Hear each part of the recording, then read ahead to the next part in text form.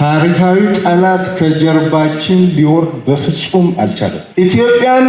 እረፍት ካልነሳናት በስተቀር እኛ መኖር አንችልም የሚሉ የሚቀሰቅሱ ህገ መንግስት ውስጥ ያስገቡ አገሮች አሉ። ሁሉም ውጊያው ባለቤት አለው። ባለቤቱ ደግሞ ታሪካዊ ጠላት ነው። ሽምቅ ውጊያ ላይ ማትኮሩ ደግሞ ዋናው የዚህ ሀገር ችግር ሽምቅ ውጊያ ስለሆነ አንድም ኢትዮጵያን የሚመለከት ኢትዮጵያውያንን የሚመለከት ጦርነት ኢትዮጵያ ውስጥ የለም። ስለዚህ ኣብዚ ዋን እዚ ከም ትሪእዎ ዘለኹም ኣብ ነፍሲ ወከፍ መድረኽ ዝተዋህቦም እንታይ ዝብል ስነ መጎት እዮም ሒዞም ዘለው መንግስቲ ብልፅግና ኣብይ ኣሕመድን በዓል ጁላ ዝመርሕዎን ስሕተት ዘይብሎም ወላ ሓንቲ ጌጋ ዘይብሎም መላእኽቲ ኮይኖም ኩሉ እታ ውሽጢ ኢትዮጵያ ዝካየድ ዘሎ ፀገማት ብጉዳይ ናይ ኢትዮጵያ ዝኾነ ይኮነን እንታይ ደኣ ናይ ደገ ተልእኮ ዘለዎም ጥራዮም ዝቃለሱና ዘለዎም እምበር ንሕና ኣብዚ ዓዲ እዚ መላእኽቲ ኢና ነመሓድር ዘለና እዩ ዝብል ዘሎ። ስለዚ መን እዮም ከቶም ነቶም ኣብ ውሽጢ ዓድና ኣብ ናይ ኦላ ይኹን ናይ ፋኖ ይኹን ናይ ትግራይ ይኹን ናይ ካልኦት ሓይልታት ኩሉ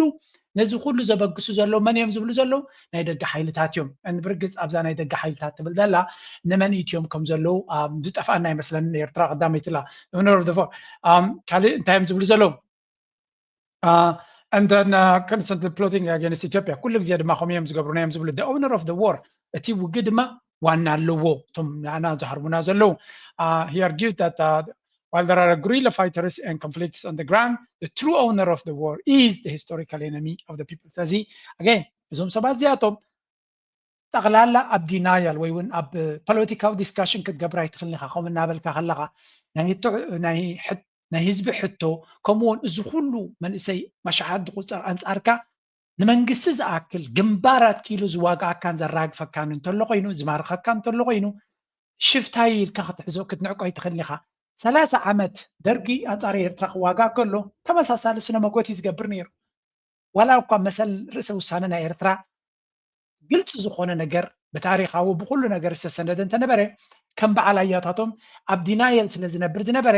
እዚ ንሪኦ ዘለና ኢና። ኣብዚ እውን ኤርትራውያን ፅቡቅ ገይሮም ኣቀናቢሮም ኣሎ ምንቲ ታሪኹን ሰነድ ክኾነና ዝስምዑ ቻይና ለራሻ ለአውሮፓ ለአፍሪካ አሁን በተከበረው ምክር ቤት መግለጽ የምፈልገው ነገር የኢትዮጵያ የቀይ ባህር አክሰስ ጉዳይ አይቀሬ ስለሆነ ቅድሚያ የሚሰጠው ሰላምና ንግግር ስለሆነ እባካችሁን ሸምግሉንና መፍትሄ አምጡ። እንደዚህ አይነት የአካባቢያችን እብሪተኞች ደግሞ የሚገባቸው ቋንቋ ዲፕሎማሲ ሳይሆን አፍጫቸው ማለት ነው። ዘለና እቲ ፈኸራ እቲ ዘረባ ከም ኢሉ ዝቕፅል ዘሎ ወላ ሓንቲ ዝተቐየረ ነገር ንሪኢ ኣለና መንግስቲ ሃይለማርያም ዝብሎ ዝነበረን ዝፍክሮ ዝነበረን ተገምቲሉ ሕጂ ድማ ነታ ናይ መንግስቲ ሃይለማርያም ዝታይ ዝብል ዘሎ ጉዳይ ናይ ባሕሪ ዘይተርፍ ስለ ዝኾነ ኩላቶም ቶም ዓበይቲ ሃገራት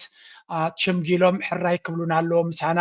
ኣብዚ ጉዳይ ዝሓቢሮም ክሕግዙ ክኽእሉሎም ኢዶም ክእትዉ ክእሉሎም ዝብል ዘረባ ኢና ንሰምዕ ዘለና። እንታይ ኢሎም እዮም ክትሓባበሩኻ በከዝ ንሳቶም ኩላቶም ቶም ሃገራት መልሲ ሂቦም ከ ክሰምዐ ዘለኻ ነዚ መልሲ ዝተዋህቡኻ ሓንጊትካ እምብለይ ስለትብል ዘለኻ እዩ። ሕጂ ኩሉ እዚ ድሌቶም ምኾነ ነይሩ ኣብዚ እዋን እዚ ብፍላይ መገሻ ናይ ፕሬዚደንት ኢሳያስ ጨርቆም ከተደርብዮም እያ ደልያ ደላ ክልተ ሰለስተ ሪፖርት ክበኩም እየ ስለምንታይ ክንዲዚ ዕዳን ክወርዶም ክኢሉ ካብ ምንታይ ዝብገስ ክንዲዚ ፀልፀል ዘብሎም ዘሎ ጉዳይ ኣብዚያ እስከስምዕዋ ክልተ ክበኩም እየ ኣብዚያ The reality you must face. For months, Analytica Today has raised concerns about the behavior and discourse emerging from the segments of the Eritrean elite and online community. What Eritrea faces today is not ideological contest or a digital sparring match. It's a real geopolitical crisis with profound implications for national stability, regional scrutiny, and the survival of the Eritrean state as you know it. This moment demands clarity. Ethiopia, a nation over 130 million people, will not remain landlocked indefinitely. The arrangement is historically abnormal, economically unsustainable, and strategically untenable for a country of Ethiopia's scale. ሕጂ ኣብ እንታይ ዝብል ወዲቆም ኣለዉ መስለኩም ሰፊሕ ዝኾነ መጥቃዕቲ ኣንጻር ኤርትራ እዮም ፈንዮም ዘለዉ ብኩሉ መንገዲ ድማ እዩ እዚ ድማ ዳርጋ ትእዛዝ ተዋሂብዎሎ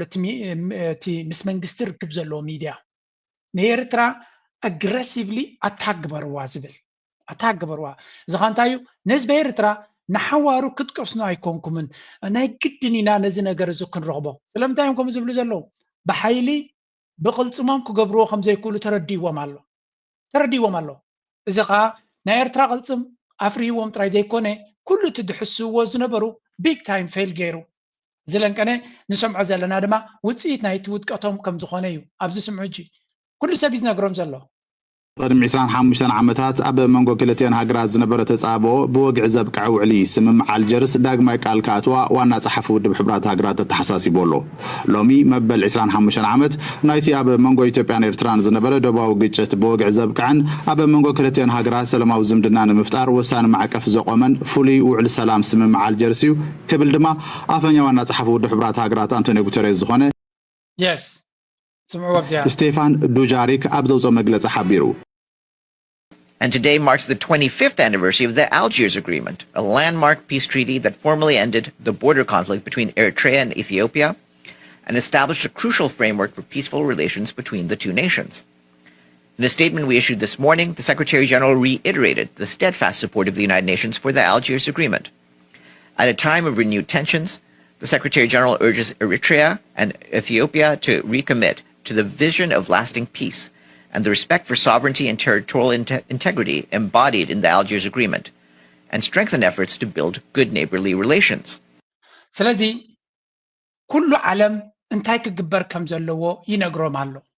ኩሉ ዓለም የዝብለኩም ሓደ በሓደ እንታይ ከተኽብሩ ከም ዘለኩም ይነግሮም ኣሎ ንሳቶም ኣብ ልዕሊኦም እውን ነጊርናኩም ኢናተን ዓበይቲ ሃገራትን ኩላተን መግለፂ ውፅአን ብሓደ ኮይነን ማለት እዩ እዛ ጉዳይ ናይ አልጀርስ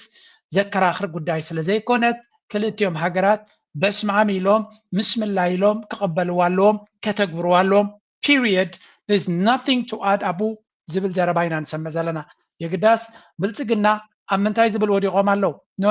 نايل جرس أين جبروني نايم زبل زلوا أتازبل وازلوا وجن كريكمي لعلو كل جنا عتاتهم حمام رأس عيناتهم زلا إذا قد دايزيا مجمريا زي سمعوا زبل وازلوا هاجر قداس تندي جوابت በጣም ይፈልጋሉ እና أحد أقوى دول المنطقة በአካባቢ ላይ ጠንካራ ትልቅ ሀገር ከሚባሉት አንዷ ሳውዲ ስለሆነች واللي فيها النهارده بيزور الرئيس الإيرتري السعودية ስለዚህ ነው ኢሳያስ አፈወርቂ በአሁኑ ሰዓት ወደ ሳውዲ የሮጡት زيارة بتستمر 4 أيام ያውም 4 ቀን ለመቀበል يلتقي فيها مولين أحد ومعاه وزير ሳውዲ አረቢያ እንድትመጣ ይፈልጋሉ في موقع اسمه إيرتريا فوكس كان يتكلم عن هذا الأمر من ኤርትራ ፎከስ የሚል አንድ ጣቢያ በዚህ ጉዳይ ላይ ጠለቅ አድርጎ ጽፏል ወይም አስነብቧል ወይም ተናግሯል تقارير نقلها الموقع ان السعوديه بتخطط لاستثمار مليارات الدولارات في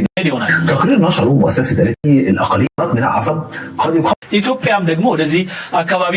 መምጣት ትፈልጋለችና ይህ የሳውዲው የአሰብ እንቅስቃሴ የኢትዮጵያን አካሄድ ትንሽ ሊገድበው ይችላል وهي دوله anyway ታትሪ ዋደለኹም ንዓታቶም ታዝበለጸት ጽፍዒት ኮይናቶም ዘላ እዚያ ንሪያ ዘለና ኢና ኣብ መንጎ ኤርትራን ስዑድያን እንታይ ስለዝተገበረዩ ክንድዚ ኣውያ ጀሚሮም ዘለዉ ንዝብል ድማ እስከ ንእሽተይ ጸብጻብ ወገን ኤርትራ ዝተገበረ ምንስማዕ ሽዑ we are trying to ነቲ ነገራት ብኩሉ መንገዲ ዘሎ ክነኣሳስሮ ክንፍትን ኢና ናይዚ ዘረባ ዝበሃል ዘሎ ድማ ሪኣክት ክንገብር ኢና ፕሬዚዳንት ኢሳያስ ኣብ ወደብ ጀዳ ሬድሲ ጌትዌይ ተርሚናል ዑደት ብምክያድ ምስ ሰበ ስልጣን ናይቲ ወደብን በዓል መዚ ወደባትን ዓሚቕ ዘተ ኣካይዱ ፕሬዚዳንት ኢሳያስ ብምኻይን እናተዘዋወረ ነቲ ወደብ ብሓፈሻ ንተርሚናል ኮንቴይነራት ድማ ብፍላይ ድሕሪ ምዕዛብ ምስ ፕሬዚዳንት በዓል መዚ ወደባት ስዑድ ዓረብ ኢንጂነር ስሌማን ቢን ኻልድ አልመዝሩዕ ከምኡውን ፈጻሚ ኣካየዲ ስራሕ ወደብ ጅዳ ኣሼኽ ዓምር ዓሊ ርዳን ዋና ኣመሓዳር ናይቲ ወደብ በድር አልዑተይብን ኣብ ዝውሃብ ኣገልግሎታትን ኣገባባት ስራሕን ብሰፊሕ ዘትዩ እቶም ሰበስልጣን ነቲ ወደብ ዘመናዊ ንምግባር ዝተገብረ ወፍሪ ሓንቲ መርከብ ኣትያ ክሳብ ትወፅእ እትኽተሎ ድሕነት ጸጥታዊ ውሕስነት ጽፈትን ስሉጥነትን ዘረጋግጽ መስርሕ ተዓጢሩ ዘሎ ቴክኖሎጂን ዓቕሚ ሰብን ተዋዲዱ ዘሎ መሳርሕታትን ስርዓተ ምሕደራን ከምኡውን ኣብ መንጎ ዝተፈላለየ ኣካላት ዘሎ ናይ ስራሕ ምትእስሳር ዘብርህ ስእላዊ መግለጺ ኣቕሪባ ኣብዚ መዳይዚ ምስ መንግስቲ ኤርትራ ብሽርክነት ንምስራሕ ዘለዎም ድሌት ብምርጋጽ ድማ ንዑደት ፕሬዚደንት ኢሳያስ ዓብዪ ግምት ከም ዝህቦ ኣነጺራ ፕሬዚደንት ኢሳያስ በወገኑ እቲ ዑደት ተበፂሕን ዘሎ ምዕባልን ምዕዛብን እንታይ ክግበር ከም ዝከኣል ንምዝራብን ዝዓለመ ምዃኑ ብምጥቃስ ኣብ ቀይሕ ባሕሪ ዝርከባ ወደባት ንሓበራዊ ልምዓትን ብልጽግናን ዞባዊ ርግኣትን ከገልግላ ምእንቲ ርእይቶ ኤርትራ እቲ ዝግበር ወፍሪ ካብ ኣብ ምውድዳር ኣብ ምምልላእ ከተኩር ካብ ናይ ጸቢድ ዞባዊ ዕዳጋታት ድማ ናብ ኣህጉራዊ ዕዳጋታት ዝጠመተ ክኸውን ዝብል ከም ዝኾነ ኣገንዚቡ ኣብ ወደባት ዝግበር ወፍሪ ዓውድታት ትሕተ ቅርፂ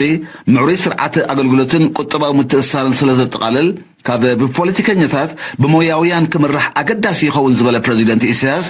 ኣብ መንጎ ወደባት ኤርትራን ስዑድያን ዝህሉ ምትሕጋዝ ኪኖ ምሃብ ኣገልግሎትን ክልተኣዊ ቁጠባዊ ረብሓን ኣብ ምስግጋር ፍልጠትን ምርጋፅ ኩሉ መዳዊ ሓበራዊ ምዕባለን ዝባዊ ምትእስሳርን ከተኩር ከም ዝግባእ ኣስሚሩ ኣሎ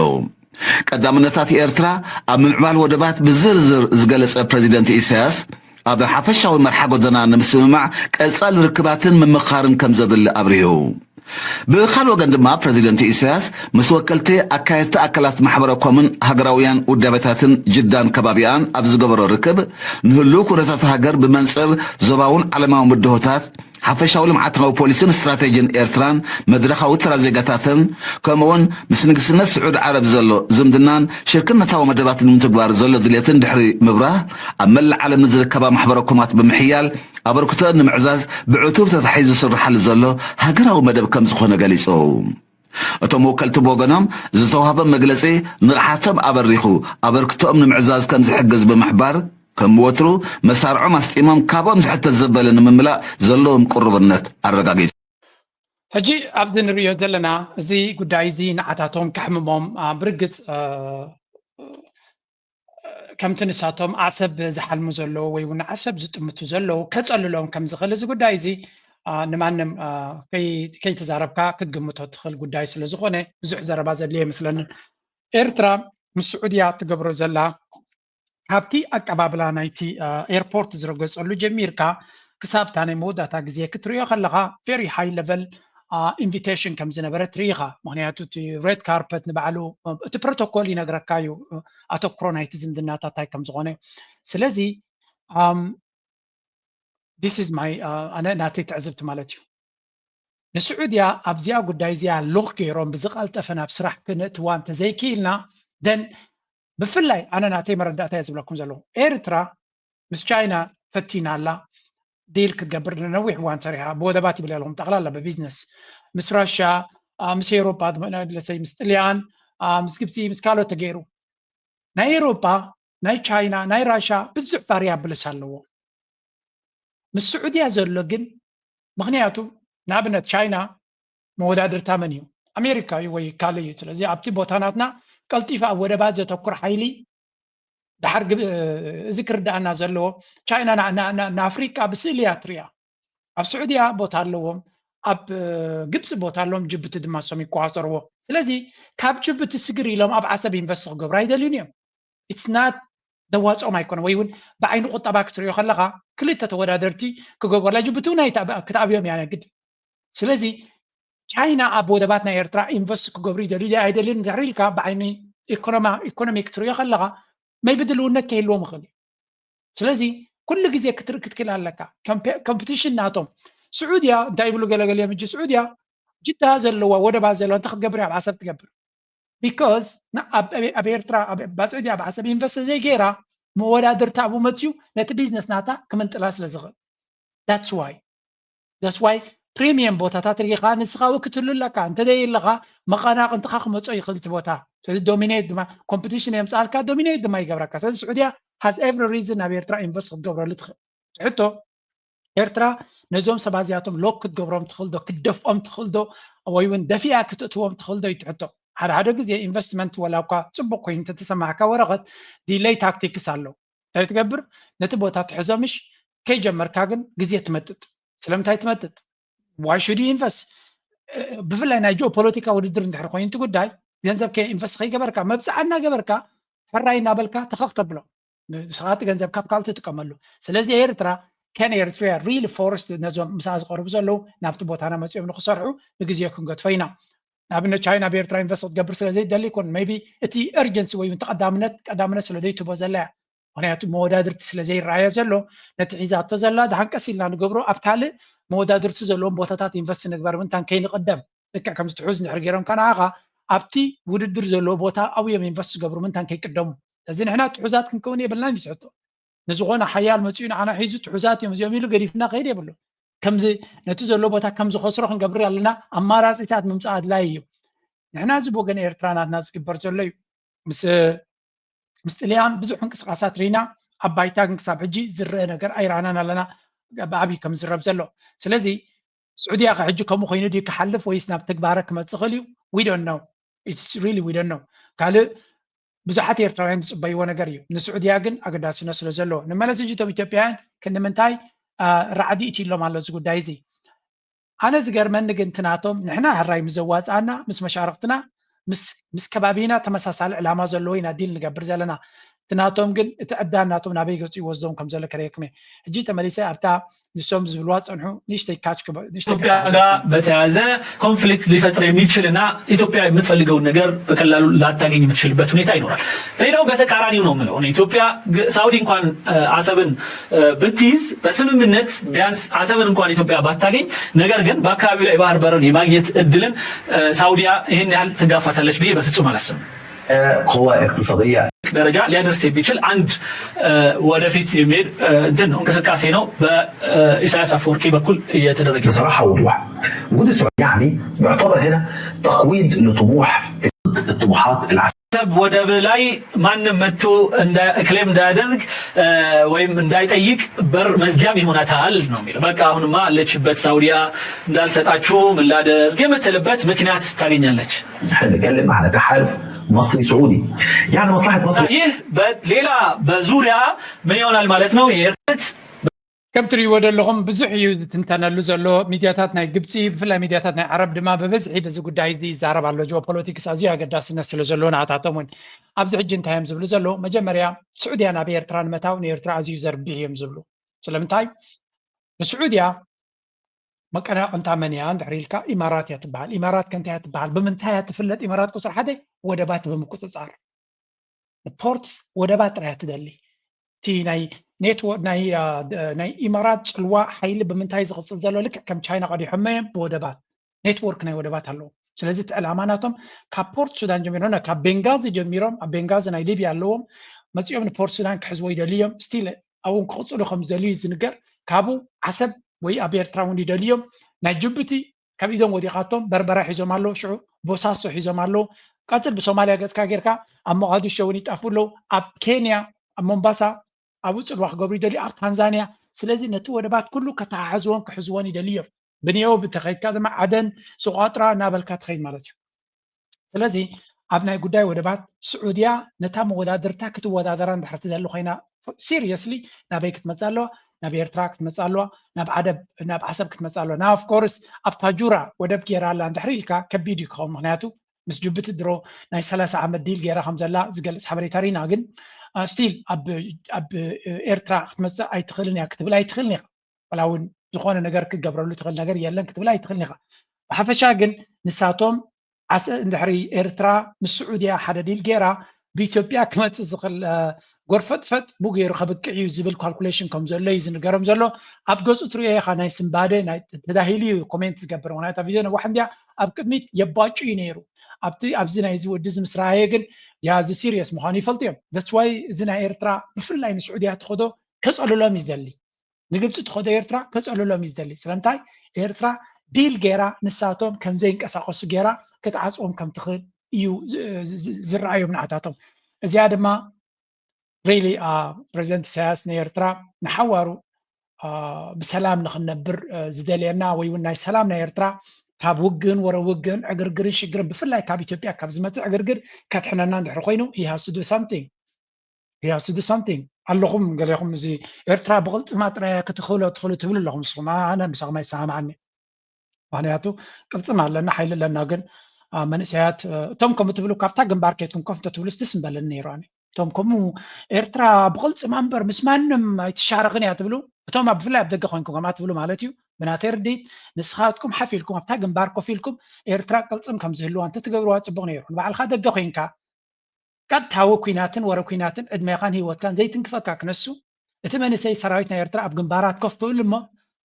ኩሉ ግዜ ድማ ምስ ኢትዮጵያ እናተፋጠጠ ክነብር ዲኻ ትደልዮ ኣላ እንታይ ኣነ ዝደሊ እዚኣቶም ሕልምናቶም ዓሰብ እያ እዛ ኤርትራ ብዓሰብ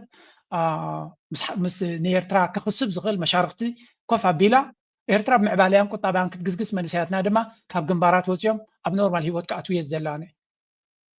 which part of this is not እዚኣ ክፋል እዚያስ ብኸመያ ንኤርትራውያን ዘይትርድኦም ኣነ ይገርመኒ ኤርትራ ምስ ስዑድያ ወይ እውን ምስ ግብፂ ተረዳድያ ከምዞም ካልኦት ሃገራት ዝገብርዎ ዘለዉ ንኤርትራ ምቹውነት ዘለዎ ንዓና ክሕግዝ ዝኽእል ዝኾነ ይኹን ዲል ጌርና ብፍላይ ወደብ ዓሰብ ማለት እዩ ኣብኡ ጌርና ኤርትራ ናብ ምዕባለናን ኩስጋሴናን ክንጎይ ስለምንታይ ከቢድ ኮይኑ ዝስምዓኩም ወይ ከቢድ ኮይኑ ዝስምዖም ክሳብ ሕጂ ትርዳእንን ያነ ምክንያቱ ሓድሽ ነገር ወይ ፍሉይ ነገር ኣይኮነን ኤቨሪባዲ ኢዝ ዱዊንግ ዳት ስለዚ ኤርትራ ፕሬዚደንት ኢሳያስ ድሮ ናብ ስዑድያ ዝጠቅስ ዘሎ ድማ ስዑድያ መሻርክትና ክትከውን ከም ትኽእልን ዓብ ተራ ክህልዋ ከም ዝኽእልን ፈሊጡ እዩ ዝገብሮ ዘሎ ስለዚ ኣይ ሆፕ እዚ ጉዳይ እዚ ናብ ሓደ ዲል ክበፅሕ ነዚኦም ድማ ድሮ ከይተፈፀመ ከሎ ድሂልዎም ዘሎ ናብ ገፁ ክኸይድ ከም ዝኽእል እዚ ድማ ምስቶም ዓበይቲ ሓይልታት እውን እንታይ ኢና ኢልናኩም ስዑድያ ኣብ ከባቢና ዓብ ቦታ ዘለዋ ሃገር ከም ዝኾና ብኣሜሪካ ድማ ቀዳምነት ተዋሂብዋ ዘሎ እዩ ስለዚ ፕሬዚደንት ኢሳያስ ምስ ስዑድያ ዝገብሮ ዘሎ ኣዝዩ ኣገዳሲ ምዕራፍ ኣብ ርእሲ ምዃኑ ናይ ቢዝነስ ናይ ወደባዊ ወላው ናይ ሴኪሪቲ ዲል ክግበር ንሳቶም ድማ ሓደ ናይ ግብፂ ክኢላ እንታይ ኢሉ ኣብዚ ተንቲንዎ ነይሩ ነዚ መስለኩም ኢትዮጵያውያን ድማ ሪሊ ሕሚማቶም ከም ዘላ ርኢ ኣለኹ ኣብዚያ እንታይ ኢሉ ፅሒፍዋ ነይሩ መስለኩም ፕሬዚደንት ኢሳያስ ምስ መሐመድ ቢን ሰልማንን ምስ ኣብ ስዑድያን ዝገበሮ ስምምዕ ንግብፂ እቲ ዝበለፀ ዲል ክኸውን ከም ዝኽእል ኢሉ ኤርትራ ምስ ስዑድያ ትገብሮ ዘላ እዩ ዝብል ስለምንታይ ግብፂ ንስዑድያ ሙሉእ ብምሉእ ከተተኣማምና ኣይከኣለትን እዩ ዝብል ስቲል ኣብ መንጎ ስዑድያን ግብፅን ዘይምትእምማን ገለ ነገራት ሕርኽርኽ ኣለዎም እዩ ስለዚ ኤርትራ ብቐጥታ ምስ ስዑድያ ክትገብሮ ትኽእል ኤርትራ ምስ ግብፅን ኤርትራ ምስ ስዑድያን ምስ ክልቲኦም ፅቡቕ ዝምድና ስለትገብር ክልቲአን ሓይልታት በቲ ኤርትራ ትገብሮ ዘላ ዲፕሎማሲ ክሓብሩ ይኽእሉ እዮም እዩ ዝብል ዘሎ ስለዚ ኤርትራ ንክልቲኦም ሓይልታት ነቲ ኣብ መንጎኦም ዘይምትእማን ዘሎ ኣብዚ ቀረባዮም ብሓደ ናይ ሓይሊ ባሕሪ ገለ ምንቅስቃሳት ክገብሩ ጀሚሮም ግን ኣለዎም ስቲል ፍሪክሽን ኣለዎም ኢማራት ድማ ዓብ ፅልዋ ኣለዎ ኣብ ግብፂ ስለዚ ስዑድያ እቲ ናይ ኢማራት ብዙሕ ኢንቨስት ትገብሮ ዘላ ስጋኣት ክፈጥረላ ከም ዝኽእል ፍሉጥ እዩ ግብፂ ድማ ብገንዘብ ናብ ካልእ ክትከይ ስለ ትኽእል ምስ ኤርትራ ትገብሮ ዘላ ግን ንዓታቶም ነቶም ግብፃውያን እንታይ ይረኣዮም ኣሎ ኤርትራ ፕሬዚደንት ኢሳያስ ዝገብሮ ዘሎ እቲ ዝበለፀ ዲል ስለ ዝኾነ ግብፂ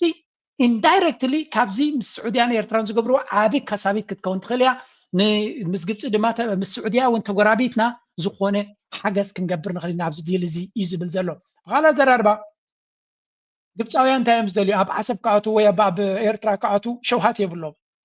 እንታይ ዳ እዮም ዝብሉ ዘለዉ ብዝተኻለ መጠን ኤርትራ ምስ ሓደ ሓያል ሓይሊ ኮይና ንዓሰብ ካብ ሕልምታት ናይ ኢትዮጵያ ከተትሕኖ ክትክእል ኣለዋ ዝብል መረዳእታ ኢኻ ክትበፅሕ ወላ እውን ኣብታ ቅድሚት ዘረኣኹም ከማይ ዝብል ብቐጥታ ቃል ብቓላ ግብፂ ምስ ኤርትራ ዓብ ዲል ክትገብር ኣይከኣለትን ዘላ ወላ እውን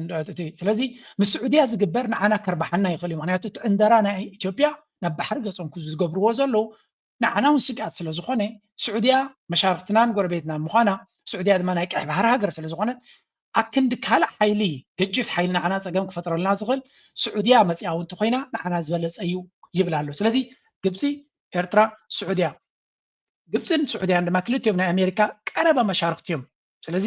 ክልቲኦም ምስ ኣሜሪካ ቀጥታ ውርክብ ቅድሚ ቁርብትለይ መሐመድ ቢን ሰልማን ከይዱ ነይሩ ድማ ናይ ግብፂ ይኸይዳ ኣሎ ስለዚ ኤርትራ ብቐጥታ ምስ ኣሜሪካ ዘለዋ ዝምድና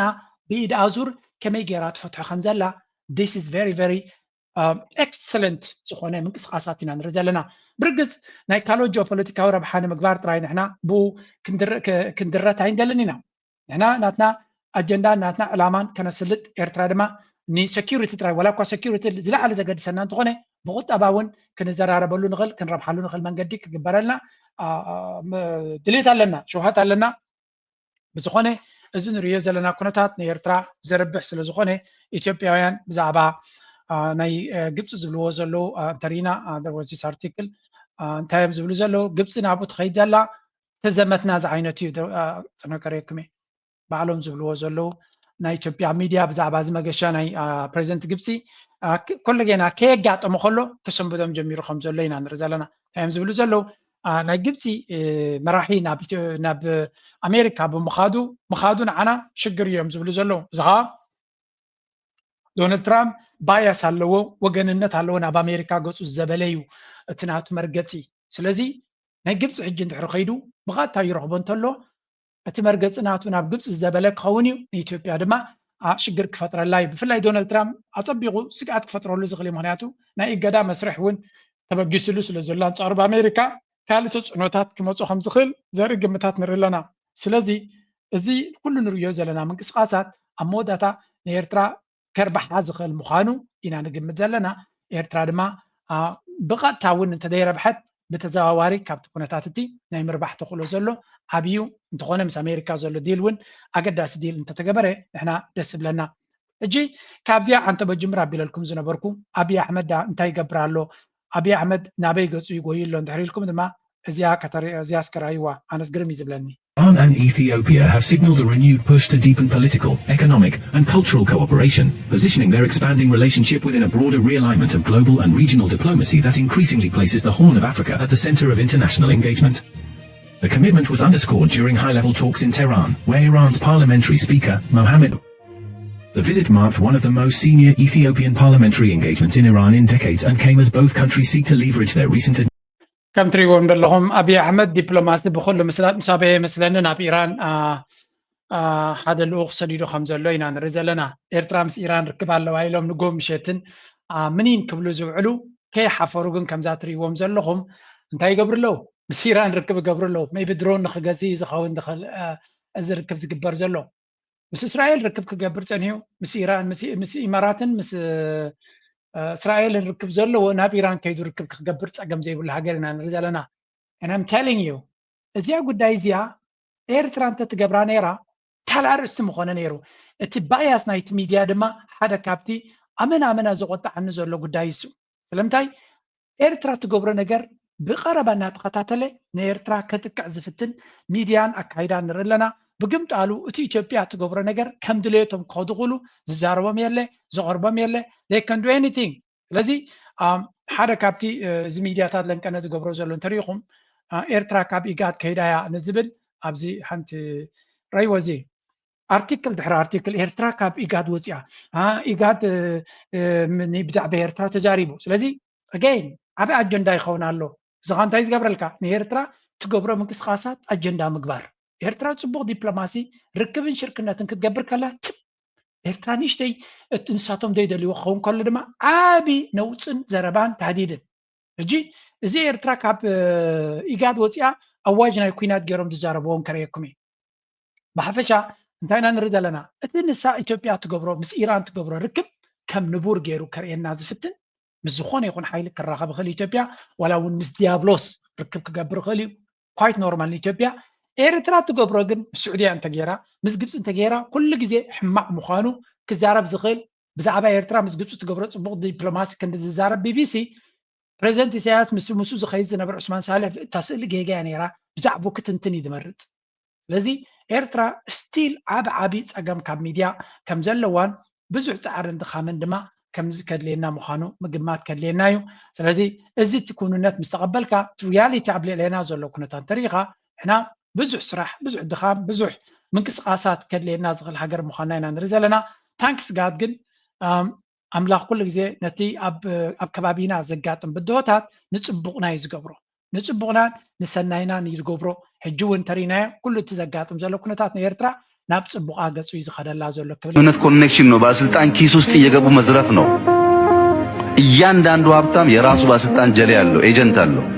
ባንክ አምጣም ይልበት መሬት አምጣም ይልበት አንዳንድ ሀገር ሀብታም ማለት የሀገር ምሰሶ ነው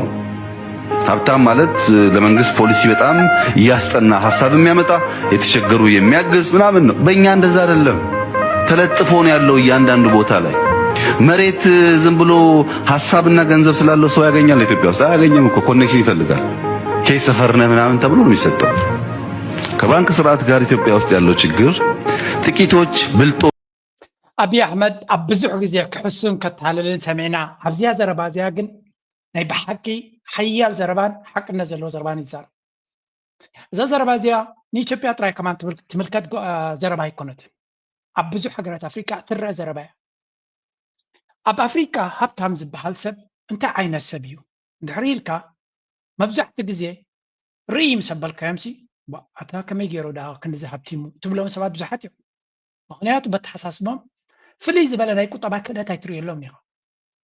مبزح تجزء نتي قطبا نتي سيستمس كنترول سلازغبرو أنصارهم نخو ولادر نزمص حيل دما بحماق منقدنا تودادرو ناچفلقو سلاز خديو بفلا ابي ኢትዮጵያ يزبل ابي ኢትዮጵያ ፈጠራው ነዘሎ ሀብታም የለን ይሉ ሁሉ ቢሸፈት ፖለቲካ ናይ ተሃገር አብ ጅቡቲው مريت تدليو نعود راي كم زوهاب زبالة مريت ننفس ترايدي كونها نتهم مكنا أنتو كم زي وهاب بمقبار نت بوليتيكا تقاصيرو نبوليس تقاصيرو نمنجس تقاصيرو زخيد هبتام دأمبر نتهاجر بفترة ونتو نتهاجر زربح نجر بمقبار هبتام أي فترني بزع ديزبل حكيد ما كلهم كم يمكن بلاي نخلينا أنا إثيوبيا يزاربني بأفريقيا وكلهم كم يمكن بلاي تخلينا حاجن in general let's say for example أمريكا هبتام إيلون ماسك تقول إيلون ماسك زرع نجر تريو تمكينا ناتو إنوفاتيفيو سبيس إكس ناتو كامباني تري مارك زاكربرج انت هلكات سوفت وير ناتو تتقامل لها محلتا فيسبوك نتقامل لنا انستغرام نتقام كنكلال مايكروسوفت تلقاهم سلازي اتزفطرو ነገር ትርየኻ ተወዳዳሪነት አለው ኣብ ሲስተም ምስ ዓበዮም ኣብ ኮራፕሽን ዝኣቱ ምስዓት ምስ ሓየሉ ገንዘቦም ኣፀቢቆም ምስ ዓበየ ኣብ ፖለቲካ ይፀልዎ እዮም መጀመርያ ግን ናሽቲ ካምፓኒታት ተመስርቶም ላዕሊ ኸዱ ንሪኢና ኣብ ኣፍሪቃ ግን መብዛሕትኡ ግዜ ሃብታማት ኣለው ትካላት ኣለዎም ነቲ ቁጠባ ነቲ ገለ መለሰት ወይም ዝቋፅር ወይ ዝብል ስለዚ ዘረባ ዝያዳትያ كنتنقل لنا نعمل من قصير ترى قبل الهبتامات حيل زبالة مرقص خمسة لويز نقر نهبتامات تغلالة كتطفى مالك ويون هبتام زبال زي بالله حد تكونها لو أنا بلي لنا نخومو كدفي إلى الزارب زلو خي مسلكم جنرال لقن من قستك قبروز دل قبروز قبا حيال زخون حقن وتصير انت رايك قبر زلو نتم ودادر بايتادما ولا نطوم نعشتو عدلك فترك خلالو انت زي اللي መንግስቲ ወላ ሓንቲ ክገብር የብሉን ዝብሉኻ ሓሰውትዮም ንብልሽውናቶም ሃብታማት ድሌቶም ክገብርዎ ነቲ ሲስተም ስለዝደሊ ስለዚ ንኣቢ ኩሉ ግዜ ብሕማቕ ዘይኮነ ገለ ካብተን ሓቂ ተዛረበን ነገራት ወይ እውን ፅቡቅ ገይሩ ዝገለፀ ነገር ተሎ እዚያ እያ ንቐፅል ኣብቲ ዝብልዎ ዘለው እዛ ዘረባ እዚያ ድማ ክትርድዋ ይደላነ የኤርትራ ጉዳይ የባህር በሩን ጉዳይ እና ግለቱን ትክክል የሆነበትን ቦታ አልጠቁምልን አፋርን ይዘው ነው ፈለከው ታሪክ ብትሄድ ምጽዋና አሰብ የአካባቢ የአፋር ነው እዛ አፋር ትብል አጀንዳ ድማ ከምዚ ሓደ ምሁርናቶም ይዝ እንታይ ዝብል ዘሎ ኣብይ ኣሕመድ ካብቲ ኩሉ ናይ ኣብቲ ገባሕር ዝክበሃል ዝኽእል ኣጀንዳታት እታ ዝበለፀት ዝመረፃ ነገር እንተሎ እዛ ናይ ዓፋር ትብል እያ ምክንያቱ ዓፋር ክትብላዕ ትኽእል ኣጀንዳ እያ እናበለ ይዛረብ ክትብላዕ ትኽእል በኣ ክንጥቀመላን ክንዕወተላን ንኽእል ኣጀንዳ እያ እናበለ ይዛረብ ዶል ዓፋር ትብል ኣጀንዳ ንኢትዮጵያ ብፍሉይ ዝምልከቶ ጉዳይ ኣይኮነን ዓፋር ንሕና እውን ኣለና ህዝቢ ዓፋር ኣብ ኤርትራ እውን ኣሎ ስለዚ ናይ ዓፋር ተጣባቂ ዝገበረካ የለን ንዓፋር ሙሉእ ጉሒፍካያ ዝነበርካ ቀዳማይ ንስኻ ኢኻ ኣብ 2015 መፂኻ ፍሉይ ናይ ዓፋር ስምዒት ዘለካ ኮይንካ እንተቐሪብካ ሓሳውን ለኽባጥን ምዃንካ ጥራይኻ ትነግር እምበር ናይ ዓፋር መሰል ብፍሉይ ንዓኻ ስለተሰማዓካ ከምዘይኮነ ማንም ሰብ ክርድኦ ዝኽእል ነገር እዩ ስለዚ ዓፋር እንተበሉ ናይ ዓፋር ሓልዮ ዘለዎም ዘይኮኑስ ገይም ናይ ዓፋር እያ እታ ዓፋር ድማ ነጊርናኩም ኢና እስራኤል ከምኡ ድማ ኢማራት ዝደፍእዎ ዘለው እዩ ናብ ባሕሪ ኤርትራ ከተምፃና ትኽእል ኣጀንዳ ምዃና ኢሎም ስለ ዝገምገምዋ ፖታሽ ናይ ኤርትራ እውን ኣብኡ ስለ ዘሎ ስለዚ ካናዳ እውን ኣብቲ ጉዳይቲ ኣብቲ ገይም ትላ ስለዚ በዓላቶም ክነግርኩም ከለዉ ነቲ ገይም ሰሚዕና ክንቅፅል ክንከል ኣለና ካልእ ኣብዚ ነዛ ኣክሰስ ቱ ዘ ሲ እውን ቀይርና ኣለና ይብሉና ኣለዉ ስምዕዎም እስከ የሚወሰነው አደራዱኝ ነው የምትለው ምን የምትለው ከጀርባ ስለዚህ እያሰባሰበች ነው ኤርትራ ከወጣች በኋላ ሌሎችንም ትቀጥላለች ማሰባሰብ ነው ሰራዋ ኢትዮጵያ እንደዚህ ሆኖ ማድረግ ያለባት ማንንም በዋነኝነት አገሪቱ ነው አንዱ ላይ ያሉት ሀገራት ከሷ ነው ከዛ በኋላ የኔና ኢትዮጵያ እኮ የወደብ ምናምን የኔና ኤርትራ የወደብም ጥያቄ ምንም ጥያቄ አሁን የወደብ ጥያቄ ነው አሁን ከፍተኛ እንትኑ አክሰስ እነሱ ሶቨሪን ራሷ መታዝበት ረንደሎ አላይ ነው የሚሉት ኢትዮጵያ አክሰስ ነው የምፈልገው በእንትን ነው የምትለው በአብዛኛው ጊዜ አንዳንድ ጊዜ ሬትሪኩ ይከርና ሶቨሪን ይመስላል እንታይ ዝብል መሲልኩም ኢትዮጵያ ኣብዚ ዋን እዚ ነቲ ፎሬን ፖሊሲ ናታ እና ድሕሪት ምልስ እናበለት እያ ትኸይድ ዘላ ኣብታ ኣክሰስ ቱ ደሲ ትብል ትነቅፅ ኣላ ምክንያቱ እቲ መንግስቲ ኣብይ ኣሕመድ ዝብሎ ዝነበረ ኣብቲ ገባሕሪ ይግባአና እዩ ናትና ነይሩ ተገለዶ እዚ ካብቲ ኣጀንዳ ናትና ወፃኢ እዩ ኣጀንዳ ናትና ኣብቲ ገባሕሪ ተጠቃምነት ጥራይና ክንብል ዘለና ምክንያቱ እሳ ፅብቕቲ ምሕቢኢት ክትከውን ስለትኽእል እዩ ዝብል ዘሎ ስለዚ ኣብታ ኣብቲ ገባሕሪ ካልኣይ ድማ ንዞባዊ ሰላምን ርግኣትን ዶናልድ ትራምፕ ንዑ የቀድም ስለ ዘሎ ነቲ ዞባዊ ፀጥታ ሰላምን ርግኣትን ንምስፋን ክንሕግዝ ኢና ኣብ ባሕሪ ፀገም የጋጥም ኣሎ ናይ ኣሸፋቱ ኩነታት ኣሎ ብሶማል ዘጋጥም ኩነታት ኣሎ ነዚ ነገራት እዚ ተጠቒምና ኢትዮጵያ ናይ ሴኩሪቲ ፓርትነር ኮይና ናይ ዞባ ርግኣትን ሰላምን ኣብ ምምፃእ ንረብሓ ናይ ኣሜሪካ ምስ ግጥም ኢልና ክንሰርሕ እንተንኽእል እዩ ዝብል ዘሎ እሞ ዘየለ ዘይገበርካዮ መጀመርያ ናይ ዞባ ሰላምን ርግኣትን ክበሃል ከሎ ካብ ዓድኻ እዩ ዝጅምር ዓድኻ ሰላምን ርግኣትን ኣለዎ ዶ የብሉን ብያ ትዕቅነካ ኣብ ዓድኻ ኣብነት ሓደ ኣብ ሶሻል ሚድያ ዘወረድዎ ትሪእዎ ዘለኹም እዚ ኬላ እዩ ተገይሩ ዘሎ እዚ ኬላ እዚ በዓላቶም ኣብ ፅርግያ ገይሮሞ ዘለዉ እዮም ሸፋቱ ኣብ ኢትዮጵያ መንግስቲ ከውሕዝ ስለ ዘይከኣለ ጉዕዞ ነቶም ሰብ መኻይን ከምዚ ገይሮም ኬላ ገይሮም ይቆፃፀርዎም ኣብኡ ድማ ትኸፍል ገንዘብ ከፊልካ ጥራይ ትሰግር ስለዚ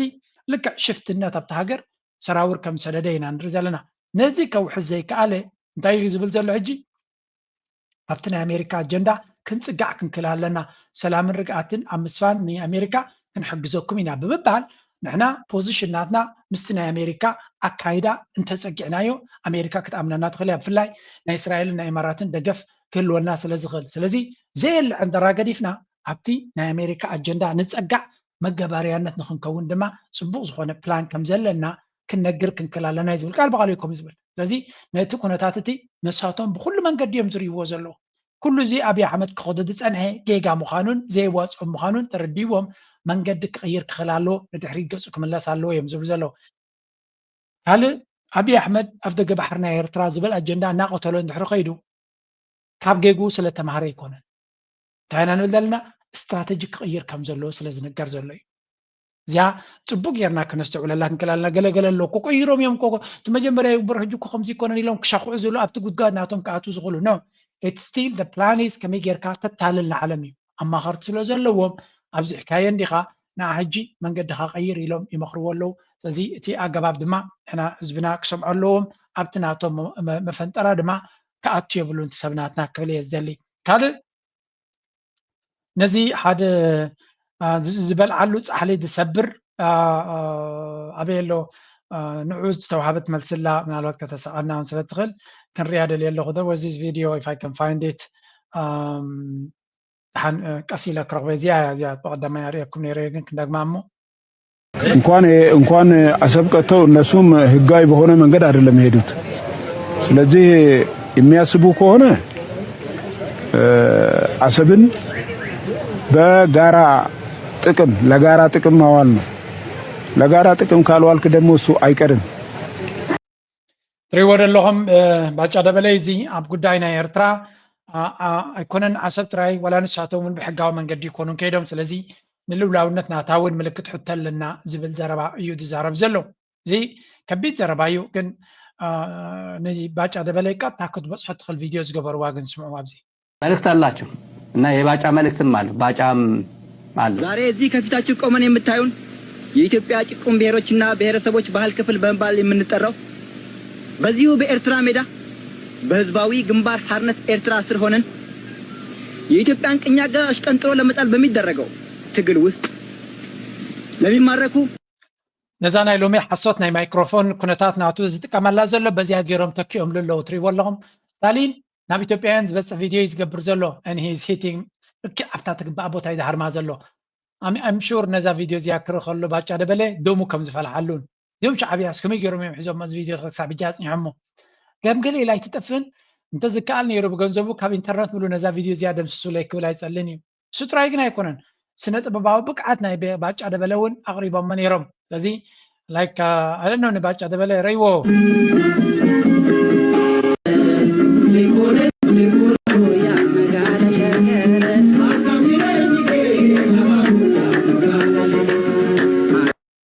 ዋይ ስታሊን ዝገበሮ ስታሊን ይቕራ ክብለሉ ከም ዘይኮነ ባጫ ደበለ ርግፀኛ ከምዚያ ትሪእዋ ዘለኹም መፅሓፉ ከመረቕን ጅግንነት ናይ ውግእ ክምህር ኢሉ ንዝመፀ ኣብታ መፅሓፍካ ምናልባት ኣስፊርካያ ዲኻ ያስፈርካያን ንኸይትርስዓ ኣገዳሲት ምዕራፍ ክንበካ ኢና ኢሎም ድማ በዚያ ገይሮም ቤላ ገይሮም ክዘብጥዎ ንርኢ ኣለና and it's really interesting ካብኡ ቀፂልና ሓደ ናይዚ ጀነራል ናይ ትግራይ ኣዛራቢ ኮይኑ ኣሎ መጻዕ ዕድል ጽቡቅ ክገብሮ ዝኽእል ካብ ኢትዮጵያ ተፋቲሕኻ ናጽነትካ ምእዋጅ ኢለ ዝኣምን ክብል ጀነራል ክንፈዳኛው ተዛሪቡ ከም ባህገይ ውሕስነት ትግራይ ኣብ ናጽነት ይኩምርኮስ ዝግባእ ዝበለት ጀነራል ትግራይን ተጋሩን ከመልና ንቐጽል ኣብ ዝብል ብዙሓት መማረፅታት ከትግራይ ሰዎች በኩል የተላለፉ መልእክቶች እያነጋገሩ ናቸው። የቀድሞው የሜቴክ ዋና ስራ አስኪያጅ ጀነራል ክንፈ ዳኘው ትግራይ ነጻ ሀገር ወይንስ በኢትዮጵያ ባርነት ብለዋል። የህወሓት ስራ አስፈጻሚ አባል አብርሃም ተከስተ ደግሞ ከ4 ኪሎ አስተዳደር በኩል ያለው እቅድ እኛን ማጥፋት ነው በሚል ያደረጉት ንግግር ነው። ሜጀር ጀነራል ዘውዱ ኪሮስ ደግሞ ጦርነት እየመጣ ነው ሲሉ ተደምጧል። እጅንታይ ኢና ንሰምዕ ዘለና እዞም ኢሊት ናይ ትግራይ ተፈላለየ ዕላማታት ወይ ተፈላለየ ርእቶታት ይህብለው እቲ ርእቶታት ናቶም ድማ ኣዝዩ ዝተፈናተተ እዩ። እዚ ናይ መቴክ ሓላፊ ዝነበረ ጀነራል ክንፈ ዳኘው ዝብልዎ ዘለዉ ትግራይ ሃገር ክትከውን ከም ትኽእልን ምስ ኢትዮጵያ ሓቢርካ ምኻድ ትግራይ